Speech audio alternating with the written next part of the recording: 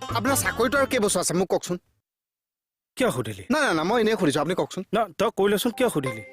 আপোনাৰ আজি চাকৰি এটা আছে সেইকাৰণে সুকলমে ধুনীয়াকৈ চলি আছে সংসাৰখনো নিয়াৰিকৈ চলি আছে আৰু সেইকাৰণে মই চিকৰা লগাই দি আপোনাৰ লগত লাগি আছোঁ কাইলৈ ভগৱানে নকওক আপোনাৰ চাকৰিটো যদি কিবা এটা গণ্ডগোল লাগে বা আপোনাৰ যদি কিবা এটা বিপদ হয় মই কিন্তু এনেকৈও ঘূৰি নাচাওঁ তাৰমানে তই তেনেকুৱা মই নহয় মানুহৰ জাতিটো তেনেকুৱা না মই আপোনাৰ বিয়াত বেগটো হেৰুৱালো আৰে কোনোবাইতো পাইছে বা মোৰ বেগটো নিদিও নালাগে নালাগে দিব